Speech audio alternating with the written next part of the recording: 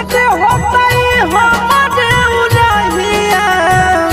बैठी के पिपरा के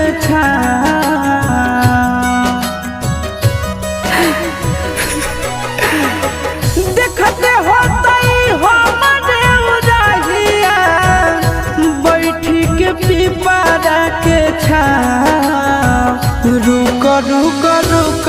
अरे टरेनिया रुक रुक